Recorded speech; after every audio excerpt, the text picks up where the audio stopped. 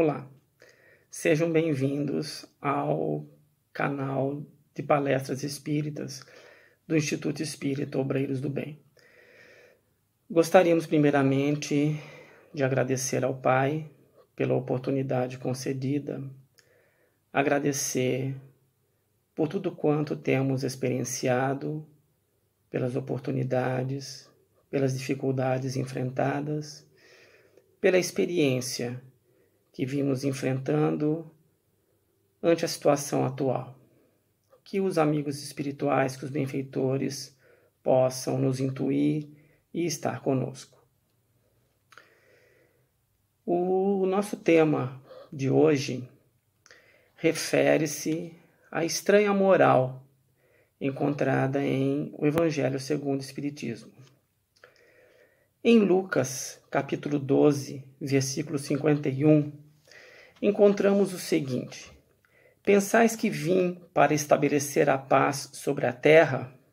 Não, eu vos digo, mas a divisão. Essas palavras, a princípio, parecem muito estranhas, vindas de Jesus. Jesus que sempre reconhecemos como todo amor, todo bondade, todo caridade, vindo nos dizer que veio trazer a divisão.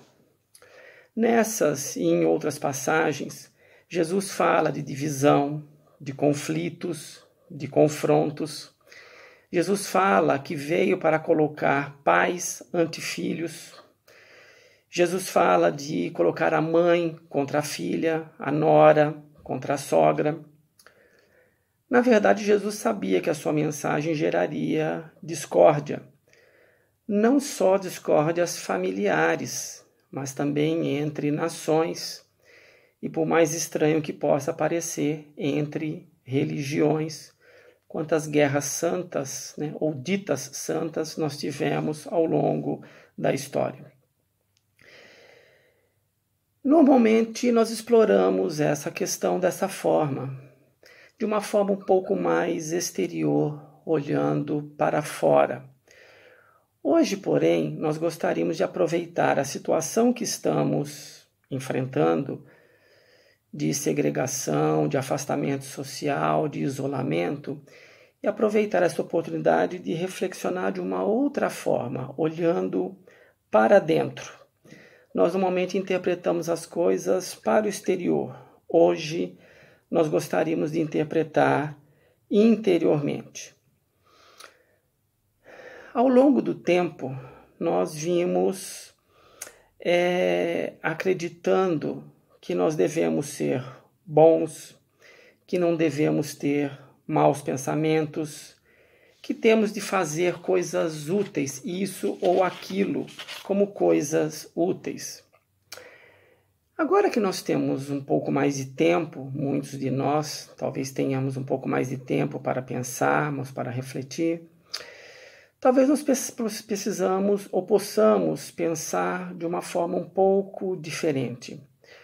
Como interpretar essa mensagem de Jesus olhando para dentro, olhando para nós mesmos, olhando para o nosso interior? Nós acreditamos que nós devemos ser bons, temos que ser bons. E muitas vezes, olhando apenas para o lado exterior, nós tentamos mudar comportamento. Se eu não consigo ser bom de fato, se eu não consigo uma transformação profunda, eu mudo o comportamento. Será que mudança de comportamento resolve a situação sem que eu reconheça quem realmente eu sou? Será que eu não estou escamoteando determinadas questões? Muitas vezes, ao invés de nós examinarmos os nossos pensamentos e sentimentos com maior profundidade, nós negamos os sentimentos. Não, mas eu não posso pensar assim. Não, mas eu não posso sentir raiva, sentir ódio. Afinal de contas, eu já conheço a mensagem de Jesus, conheço o Espiritismo, não posso sentir isso. E nego o sentimento. O fato é que eu continuo sentindo, mas nego a situação escamoteio mais uma vez, jogo, recalco isso lá para o fundo. Mas eu continuo sentindo. Isso não me muda, isso não me transforma. Aprendemos que temos que fazer a caridade, temos que sermos úteis, temos que fazer as coisas.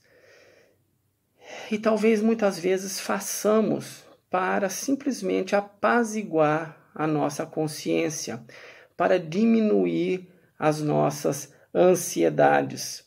Eu tenho que parecer bom. Se eu não consigo ainda ser bom, eu tenho que pelo menos parecer bom. Eu tenho que tirar esse peso que me atormenta, eu tenho que fazer alguma coisa. Vejamos que são questões, são atitudes exteriores, são questões que nós percebemos que muitas vezes deixamos de lado esse autoconhecimento mais profundo. Então, essas tentativas de sermos, de sentirmos ou não sentirmos algumas coisas, de fazer ou deixar de fazer algumas coisas, não são apenas questões exteriores. Eu não estou apenas olhando para fora, ao invés de olhar para a minha intimidade. Vejam que coisa interessante. Nós passamos anos negando os nossos sentimentos, negamos o que de fato sentimos. Quando uma criança pequena está andando ou correndo e cai e começa a chorar, qual é a nossa primeira reação? Não foi nada, levanta, não foi nada. A criança está profundamente envergonhada, porque os adultos quase não caem, raramente caem, e ela está andando e tropeça. Ela está se sentindo extremamente frustrada e nós dizemos que isso não é nada. Nós negamos o seu sentimento. Então nós aprendemos desde criança que sentir vergonha, sentir frustração não é nada, isso não é importante. Isso é tanta verdade que muitas vezes em algumas entrevistas, quando o entrevistador se emociona, ele pede desculpas, como se ele sentir emoção fosse vergonhoso, como se ele não pudesse se emocionar ou chorar diante de uma perda, por exemplo, e pede desculpas. Ou seja, nós aprendemos que os nossos sentimentos não têm valor, mas nós continuamos sentindo. E não apenas sentimentos de saudade, nós sentimos muitas vezes raiva, rancor, ódio, frustração e negamos isso. Não, mas isso é feio, isso eu não posso sentir, isso não é digno de mim. Ou então, voltando para a questão do fazer, né? Eu tenho que fazer, eu tenho que ser bom, eu tenho que ajudar o outro e vou muitas vezes na contramão das minhas questões pessoais, vou na contramão daquilo que eu sinto prazer em fazer e faço porque eu tenho que fazer, faço porque senão alguma coisa ruim pode acontecer.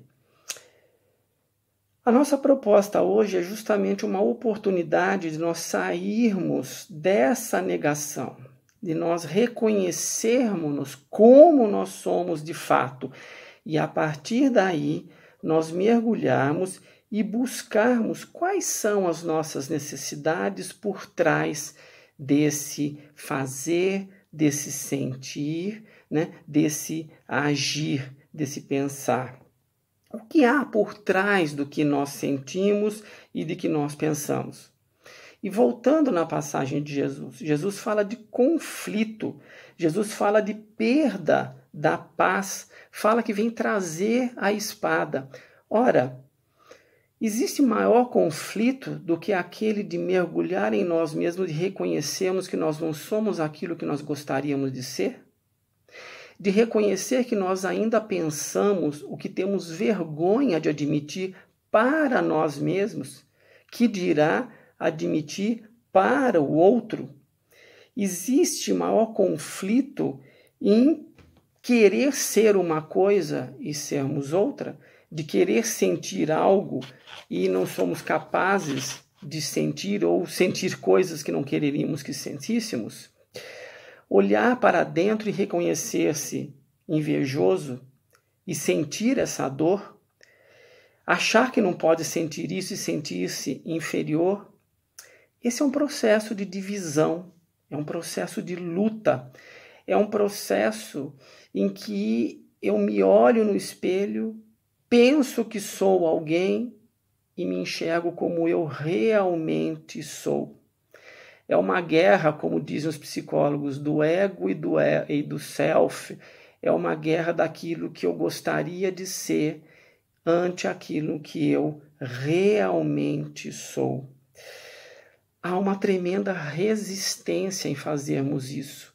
Quando começamos a mergulhar em nós mesmos, nós muitas vezes, ou na maioria das vezes, não gostamos do que vemos, do que sentimos e resistimos, queremos parar, queremos não agir, não ir à frente e ficamos na superficialidade da mudança de comportamento, que não nos transforma de fato, que não é a transformação real.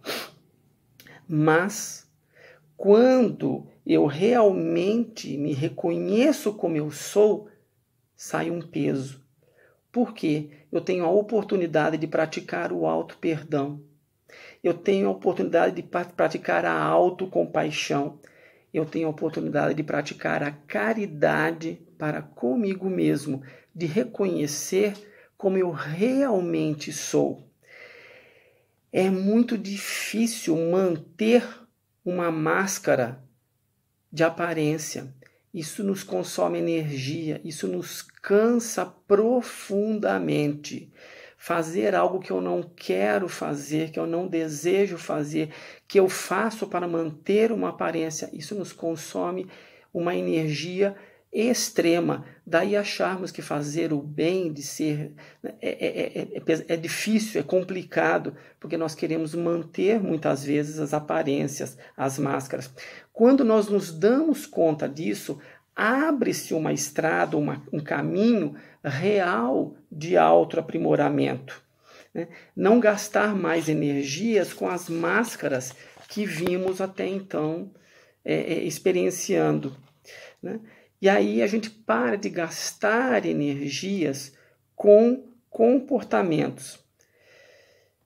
Porque se nós mudarmos apenas comportamentos, nós continuamos sendo as mesmas pessoas, apenas mascarados. E no que eu estou me baseando para essa reflexão? Em O Livro dos Espíritos, na questão 919, Kardec pergunta, e reparem na pergunta, desculpe, qual o meio prático mais eficaz que tem o homem de se melhorar nesta vida e de resistir à atração do mal? Olhem que a pergunta do Kardec é profunda. Ele fala de meio prático, ou seja, não é uma teoria. Qual é o meio prático? Como fazer?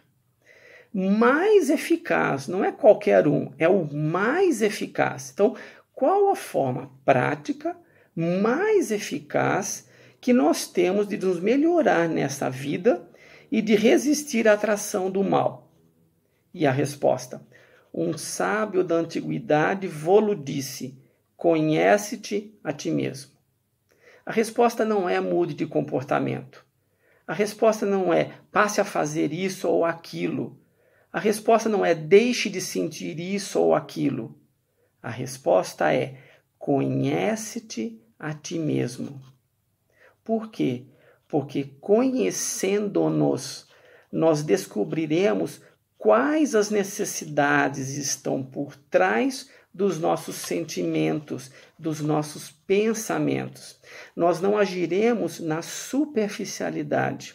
Nós não estaremos atacando a forma de nos relacionarmos com o outro, mas estaremos olhando para dentro de nós e entendendo que muitas vezes fazemos para satisfazer a nossa ânsia, a nossa necessidade de querer mostrar, de querer ser algo que nós ainda não somos. Então, quando nós percebemos isso, nós deixamos de agir muitas vezes, né, de uma forma projetada no outro. Quantas vezes sentimos inveja de alguém? Mas ela está fazendo um trabalho interessante. Por que eu sinto inveja? porque eu não gosto da forma como ela faz. E quando nós olhamos para dentro profundamente, talvez nós nos reconheçamos nessa pessoa, talvez nós ajamos exatamente, ou gostaríamos de agir exatamente como ela está agindo, e não gostamos porque isso nos incomoda profundamente. Então, muitas vezes, nós reconhecemos no outro a nós mesmos. Outras vezes, essa inveja, ela tem uma admiração por baixo. Por quê? Porque eu não consigo dizer não, por exemplo, e o outro diz não. O outro tem essa capacidade de dizer não.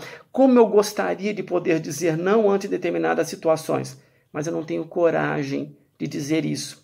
E aí eu não gosto do outro porque ele tem uma capacidade que eu ainda não consigo ter.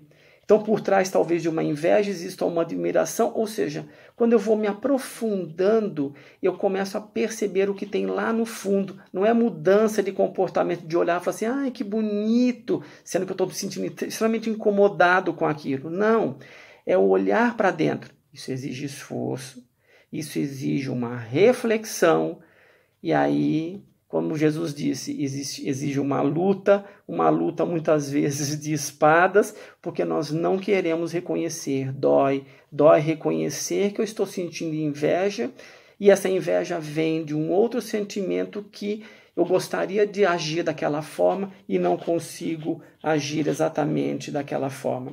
Agora, nós temos a oportunidade de olhar para nós mesmos. E tendo essa oportunidade de olhar para nós mesmos, nós conseguimos parar.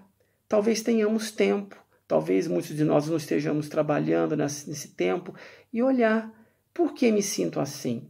Por que sinto esse ímpeto de fazer?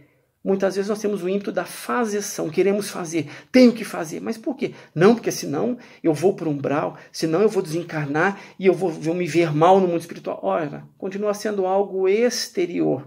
Por que essa ansiedade? Por que essa ansiedade de fazer a qualquer custo? O que está nos movendo profundamente? A que necessidade eu quero contemplar? Talvez uma necessidade de me sentir culpado por algo que eu ainda não sou capaz de pensar ou de agir ou de sentir corretamente. Vejamos que o meio prático não é mudar comportamento, é conhecer-se. E conhecer-se exige trabalho.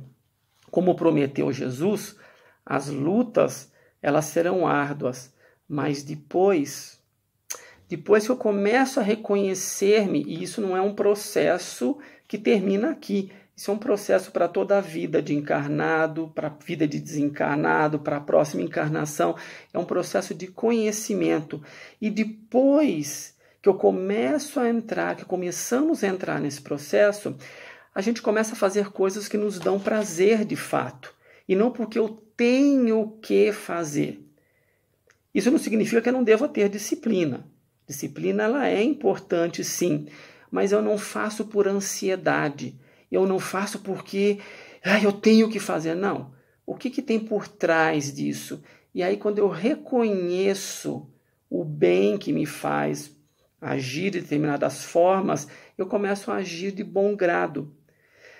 Tanto mudar comportamento exterior não resolve, que muitas vezes nós temos aqueles trabalhadores que estão há anos num trabalho voluntário, anos, mas continuam sendo pessoas difíceis, duras, irascíveis. Ora, se o trabalho não a auxiliou, não a ajudou, qual o intuito desse trabalho?